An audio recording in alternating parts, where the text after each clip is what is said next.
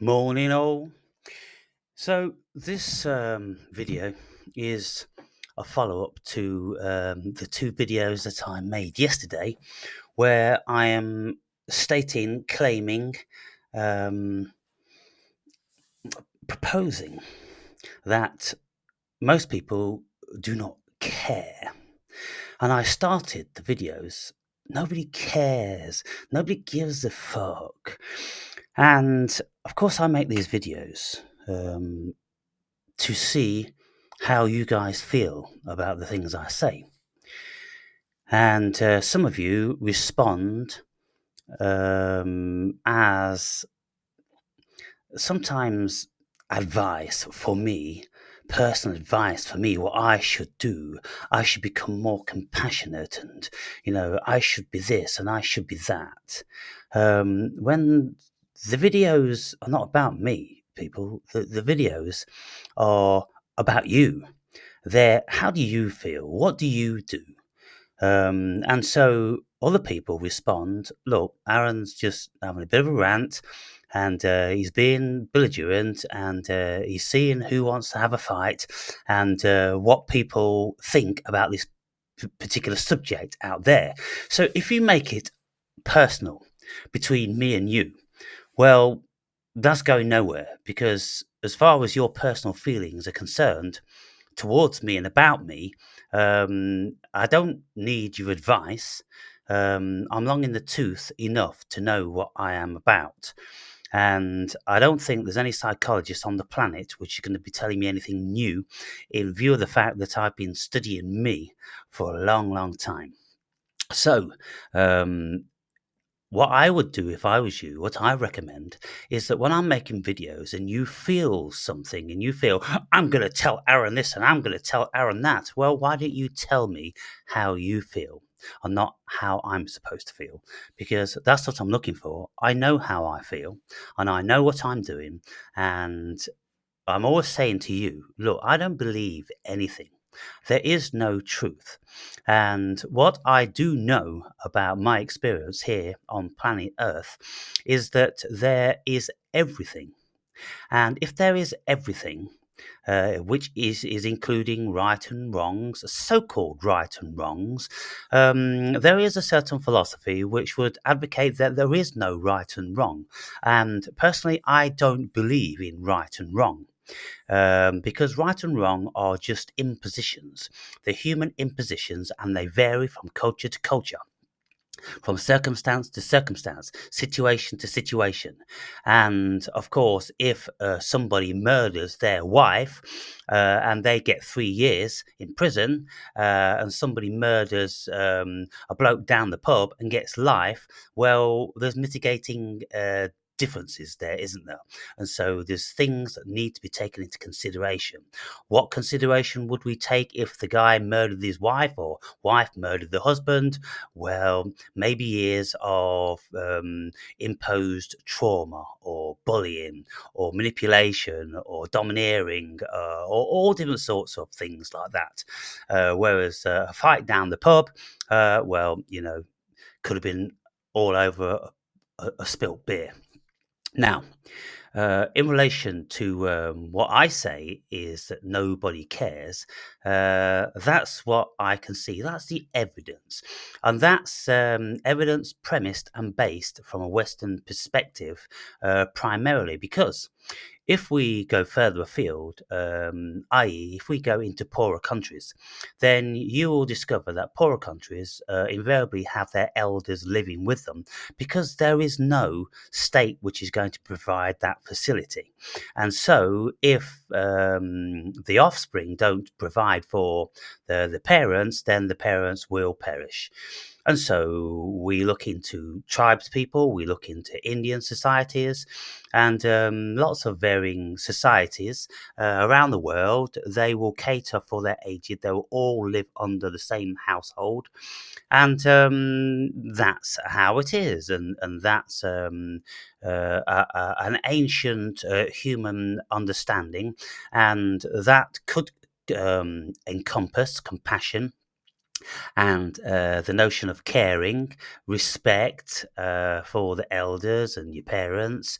It could just be an application of rational thinking, of reasoning. Well, who else is going to look after these old farts, who don't even know who we are, but what do? We just leave them to the hyenas, or do we just drag them around with us, So there is also cultures, and I don't know whether they still exist today, people, but tribes, people of certain continents.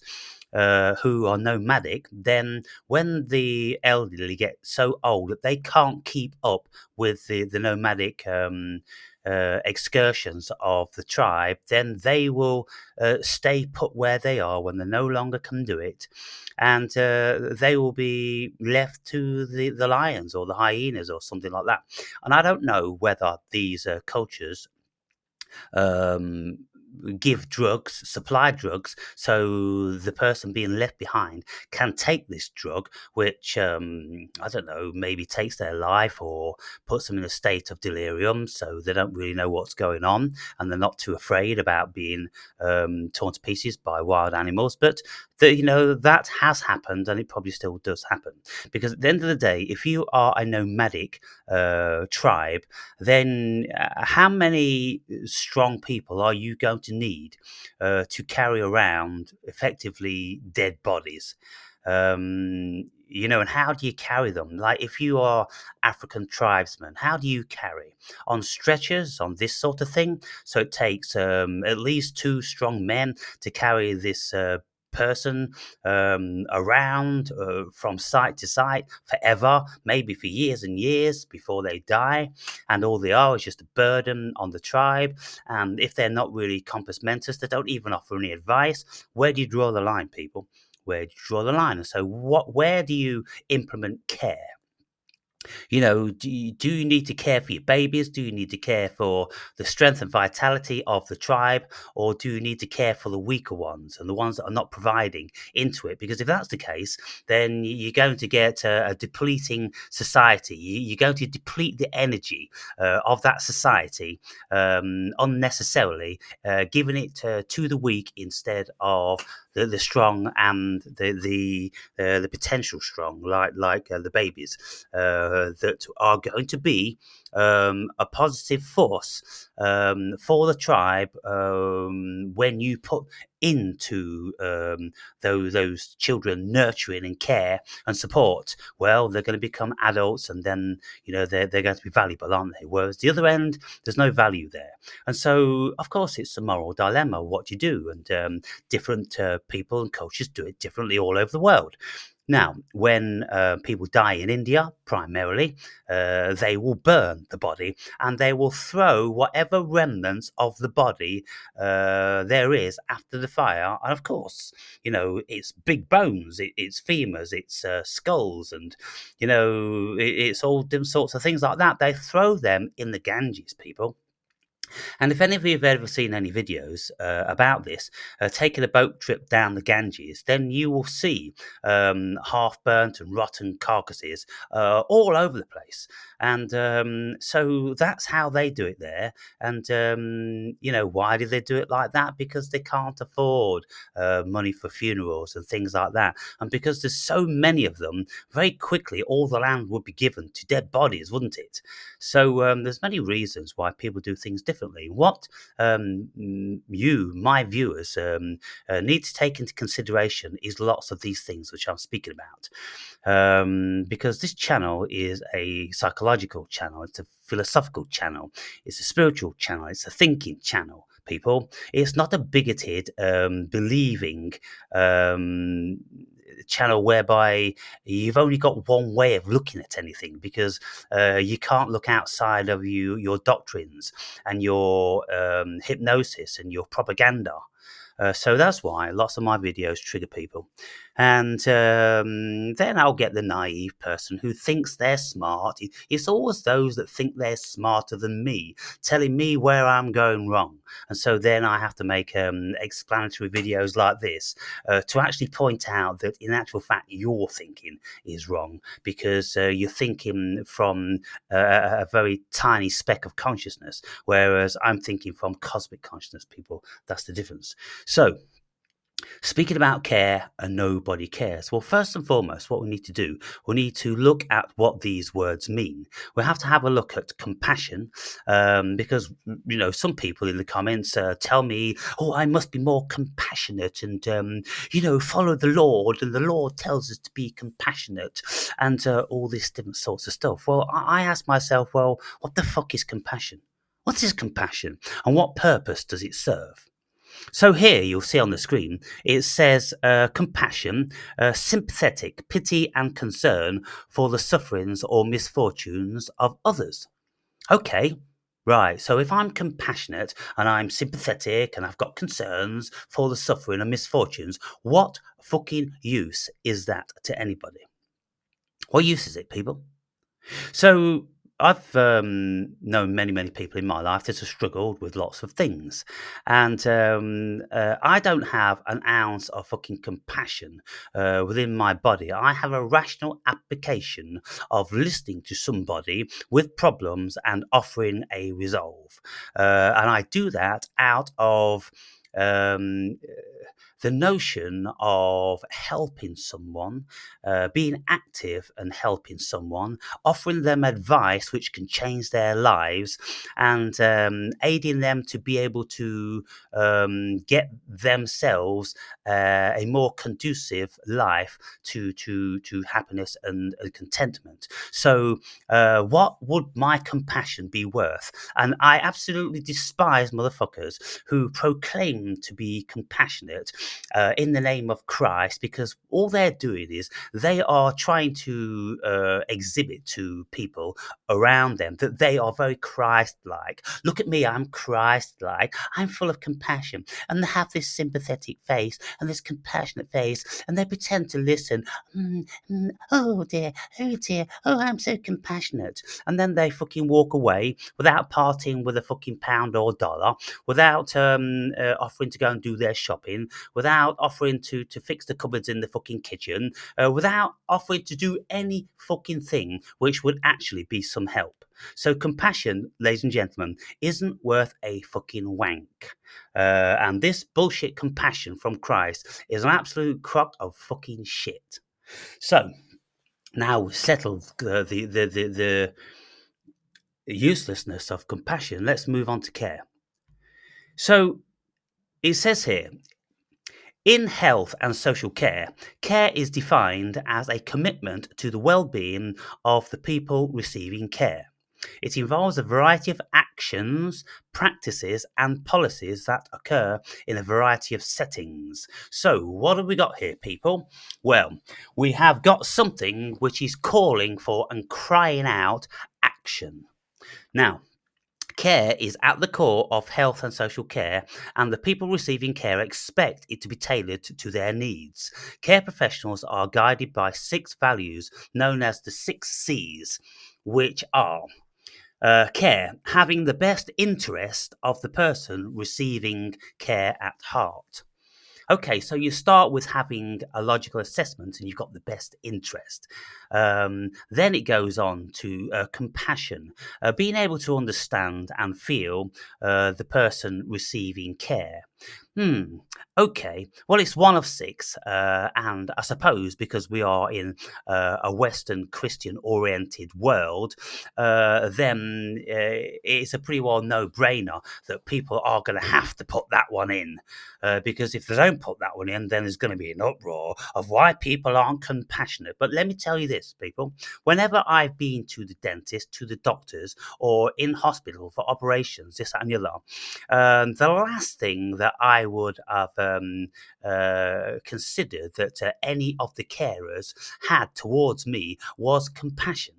They were all professional people doing their jobs, which they were getting paid for, whether it was a large amount or a small amount. And it was very matter of fact, and it was very regimented, and it was very discompassionate, to be quite frank.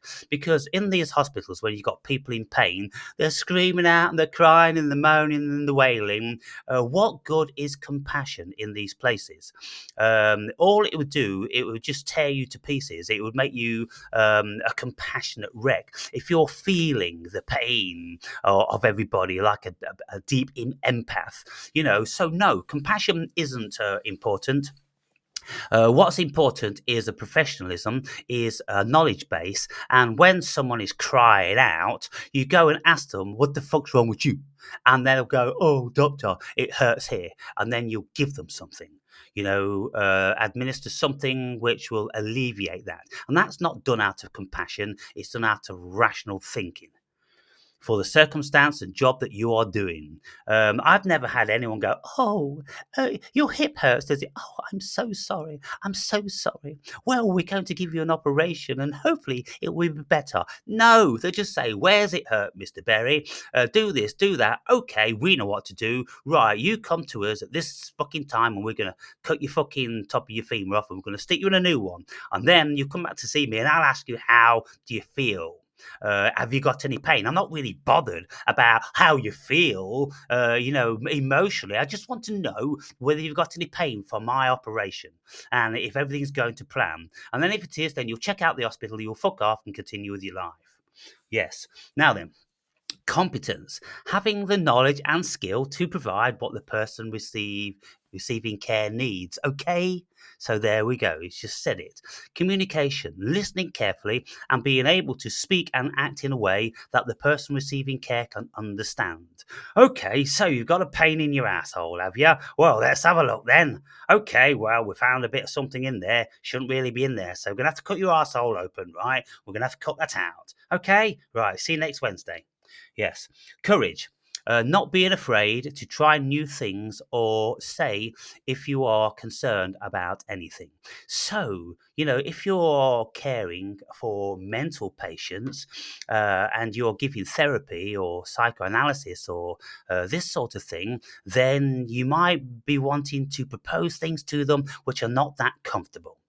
Because at the end of the day, whoever is mentally afflicted, the chances are it stems from suppressed issues from their childhood that they've buried and they don't want to think about, and they don't even have too much of a consciousness about these days because they've suppressed it. So you got to delve in there, you got to dig it out, you got to present them with that. It's going to be terrible at the time, but that's the only way they're going to get any relief on that.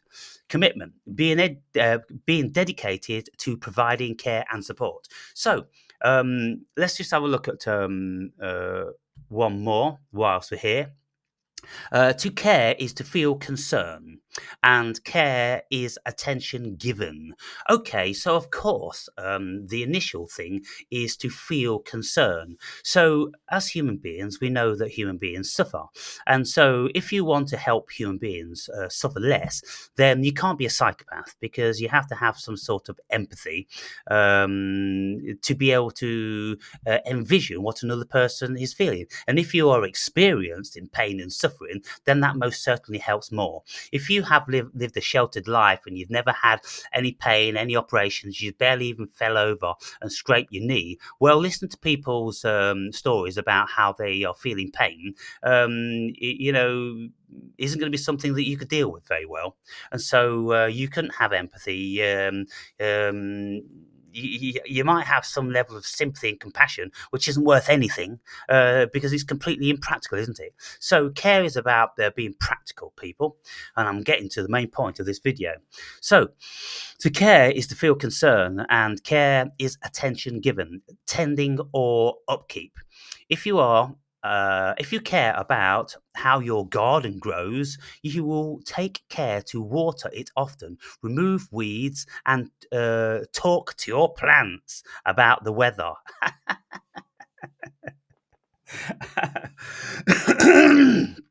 Well, I mean, talking to plants and talking to most people is, I would say, pretty well the same thing. Because most people wouldn't have a fucking clue about what you're speaking about in any case. Because if people go to a psychologist, they have no idea about the mind. Invariably, people have never even read a fucking book about the mind. They're not interested. They just want the doctor to tell them something. And then with people about their bodies, how many know anything about their body? How the endocrine system works, or the cardiovascular system, or, even fucking basics about arteries and veins, and, how the heart, pumps around oxygenated blood and this, that, and the other. How many people really know this stuff? Hardly fucking any. They're not interested. And so it is literally like talking to plants, people. Don't you just love the Awake and Brave channel? It's fucking awesome. Care can be a noun or a verb. Now, before I started to Google this, I thought last night, I woke up in the night and I was having very, very bizarre dreams. Maybe I'll tell you about them in another video.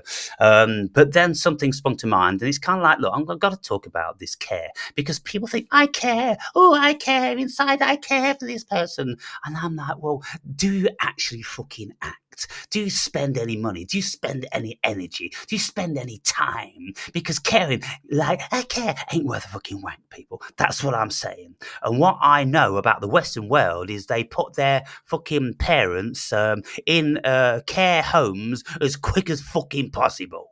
To unburden themselves from having to do any action or spend any money or any of their precious time. Yes. And that's why these care homes for the elderly is big fucking business. And I think just the bottom of the fucking rung on the ladder, it's about £1,000 a week. So I know the grandmother of my daughter. She's in a care home at this moment in time. She's a fucking cabbage, and she's spunking 4 grand a month of the money that she saved up and was her real carer's inheritance. You see, this grandmother of my daughter, well, my daughter's mother, who is the daughter of the grandmother, obviously, has been caring for the grandmother for fucking years until in the end she almost had a nervous breakdown. She had to go to the hospital with the stress of it because she couldn't just fucking deal with it anymore. With the silly old cow falling down the stairs and forgetting to turn the fucking cooker off and, just doing weird fucking shit and not remembering anything. So in the end, they had to put her in a fucking home because it's a profession. Caring for the elderly is a fucking profession, and you need psychiatrists and psychologists on site, as well as doctors and this, that, and the other. So you got to have all that sort of stuff going. But so of course it's a drain, and very, very quickly, whatever anybody has accumulated wealth wise in their lives is very, very quickly gobbled up by these care institution businesses. Now, care can be a noun or a verb. A noun. As a noun, it originally has the sense of sorrow, anxiety, or serious mental attention, and now means oversight, protection. So you see what's happened here with this word care. Care can be a noun or a verb. As a noun, it originally had the sense of sorrow, anxiety, or serious mental attention, and now means oversight, protection. So it's an action, isn't it? If you have a fragile package, you might write handle with care on the box. As a verb, care means to feel concern or interest. As in, if you care about your health, you'll put down that cigarette. If someone says she couldn't care less, then she does not care at all. So if she doesn't care less, she does no action. If she does care, she does action. That's what this is saying here. That's my bone of contention, people. How many of you actually do fucking action? action. Now we've really reduced the figures, haven't we? From the people that, I care about my mum, I care about my mum. How many of you have just fucking bunged them in a home? How many of you think you care because you go and see them once a month in the fucking home, right? And you take them a cake or you take them one of their favourite chocolates. Yes, this is what I'm getting to, people. Because the Western world, we are caring less and less and less because we are leaving it to institutions. Because many reasons, there's many reasons. One of the reasons is we're far too fucking imposed upon because we have to work. Male and females have to go to work in a household. Gone are the days when only the male would go out and women would be housewives. And they could have the pleasure of painting their nails and polishing their fannies and all that sort of wonderful stuff, ready for the male to come home and enjoy. Yes, but now they all have to go out to work. And then they come back to a cold, empty fucking home, and then they have to, start preparing their foods and doing the washing and doing all the fucking stuff that they don't have time to do because they're out doing a job. And by the time they've both been working, they're pretty fucking knackered, they're stressed, they're deadbeat, and they haven't got time or inclination to start really painting the nails or polishing the posse. You know what I'm saying, people? Yes, you know what you reckon bro's coming from. Do you care? Now, all of you that proclaim to be compassionate, don't talk to me about compassion. You're being very, very, very, very silly billies talking about compassion. Compassion isn't worth any fucking thing. What is actually of value to anybody is action, people. So do action. You go round and you knock on their door and you say, is there anything you want from the shop? Can I fix your fucking leaking tap?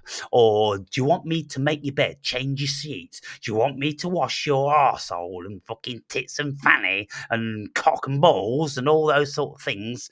Because that's care, people. That's real care. But if you're not prepared to wash cock and balls, then you're very limited in your care, aren't you? And if you don't have too much time and you don't have a lot of money to spend, then you're very limited. So what have you got? You've only got fucking compassion, and compassion's a fucking cop-out. Yeah, now we're really talking, aren't we? Compassion is a complete 100% cop-out. Compassion is complete and utter bullshit. Don't ever talk to me about compassion. And I don't have a fucking ounce of it. And yet I have put time, effort, and money into many things around the world, helping people through a whole array of different sorts of things. Actually taking the time and being interested in helping someone. Helping, you see.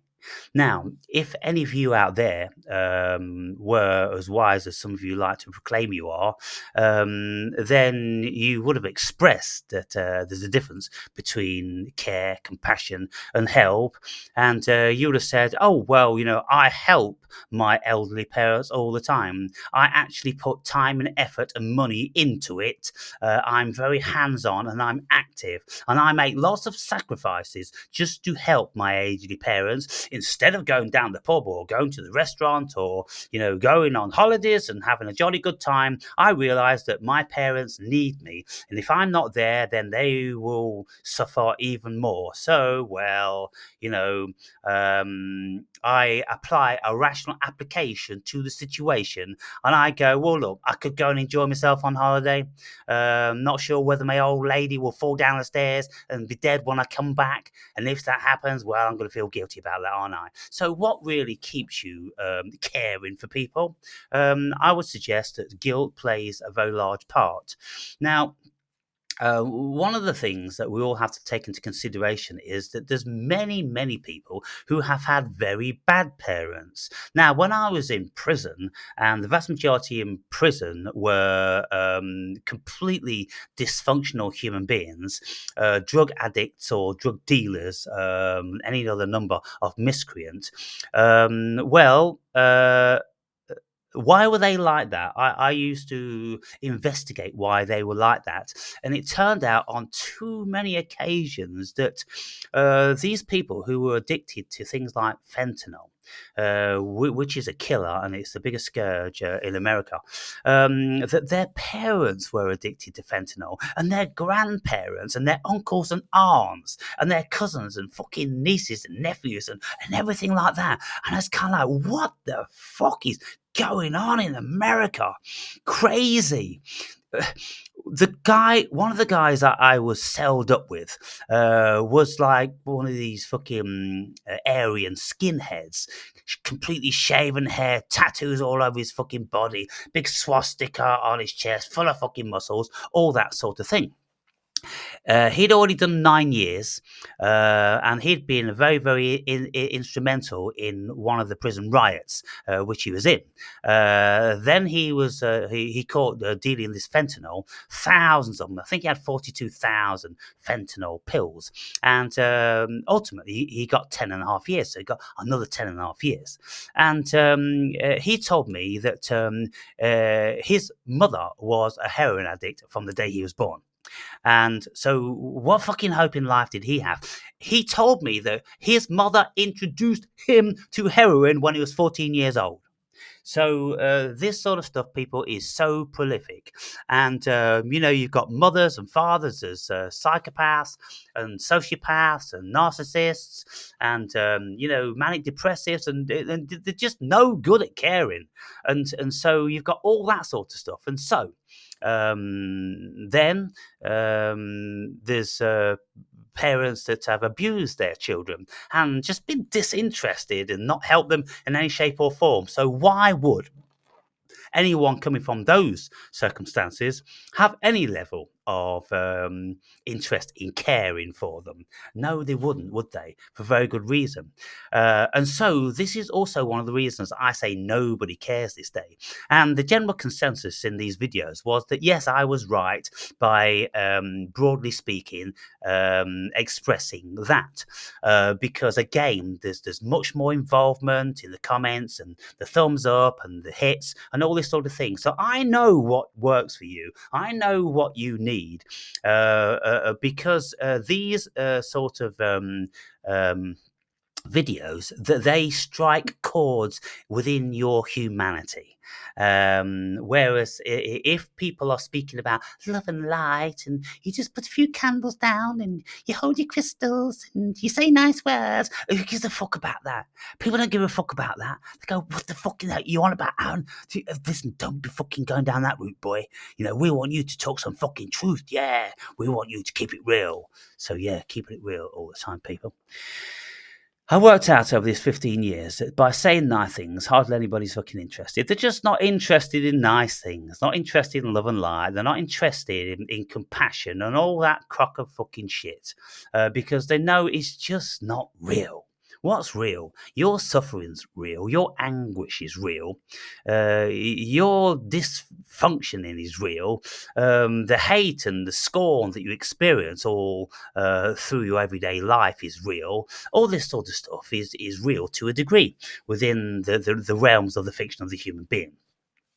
And when people get overly involved in their emotions, then they become more and more real. But you see, for people like me who have detached his self from most of the emotions because I don't believe in them, because they're a fiction. For instance, I've spoken about compassion. I don't believe in compassion. I believe in action, people. I believe in help. I believe in action. I believe in actually doing something, right? That's the only thing that I believe in, because the other side of it, compassion, is complete and utter bullshit. Just leave that for the fiction of Jesus to be saying, oh, nice. Just be compassionate about everybody. Oh, being compassionate that they're this and compassionate. No, because look, even if people are fucking assholes or the pedophiles or whatever they are, what's compassion going to be doing? Just condoning what they do? No, we need to stop compassion right the way. And we need to address the situation with a logical, rational application of action. That's what we need to do, people. And so, compassion, it should be obliterated from language. Take it out of language completely. It's nonsense. It doesn't even encompass anything. It's just a fantasy. and people who proclaim to be compassionate, and then compassionate for animals, love animals, but then they wear leather shoes, leather belts, they've got a leather couch, and then they eat Sunday roast and all this sort. Hypocrites. Jesus was big on hypocrites. And all these sayings, don't throw good meat to fucking dogs, don't cast pearls before swine, and let the dead bury the dead. Look, those of you that are hypnotized, indoctrinated into the goody goody two shoes of Jesus, you need to broaden your fucking horizons, and you need to read other accounts of Jesus, and there's lots of them out there. And so you can start with the book of Thomas, and then you can broaden your horizons. There's lots of books which never made it into the Bible for very, very good reasons. And then you can read the Gnostics, and then you can read ancient mythology and all this, and then you can read different mythologies and so-called religions from all around the world, and then you'll see that there's this guy. He was born of a virgin, and 3 kings went to see him, and he died for the savior of mankind. Oh my goodness, it's plagiarized bullshit from top to bottom, people. It's just premised on human psychology. Grow up and fucking evolve. So, yeah. Care. So how many people care in this Western world? Care homes are big business, and nobody can actually wait before they shove their old mum and old dad into one of these care homes and just start fucking rubbing hands together. Hope you die fucking quickly, and we've got some fucking dough out your house. And I think one of the major reasons of people's anxiety in modern times is because all of these offspring of elderly parents who put them into homes are watching their inheritance dwindle massively by the fucking month, because when it costs like a very, very, very minimally £4,000 a month, well, if you've got if your parents have left the house, they've vacated the house, and it's worth £250,000, £500,000, what house is worth less than £250,000 these days? So you got £250,000 in, there's 3 of you siblings. It's kind of like, we're in for a few grand. But then the old sticks, they keep living, and before you know it, at the end of 1 year, there's 45 fucking grand gone out of the profits or out of your inheritance. That's enough to make you go grey, isn't it? Yes, and then if they live another year, that's 80 grand gone. Well, they've only got to live 2 years before your cut of the fucking sale in the house is completely gone. So, how many people, are really seething about the old fuckers just continuing when they, the offspring will go into the care home and go, how are you, mum? How are you, dad? And they go, and then you go, oh, nurse, I think he shit himself again. Did you shit yourself, Dad? I'm not exaggerating here, people. My daughter tells me about when she goes in to see her grandmother. She says, fucking 90% of them are just fucking cosmetos in the armchairs. And when my daughter goes to see her grandmother, she's like, that's how she does. And I've seen photos and videos of her. She looks fucking hideous. It's just a skeleton with tight, fucking wrinkly old fucking blue and purple skin all over it and rotten fucking brown teeth. It looks fucking evil. It's fucking scary. Fucking scare any fucking kid to death. See that motherfucking thing? It's like one of these ghouls that, comes out of the fucking ground on a Michael Jackson Thriller video. That's what these fuckers are like. So anyway, speaking about that,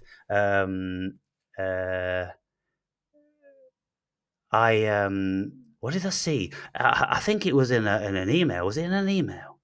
David Icke. Okay. Right then, look. This video came through today.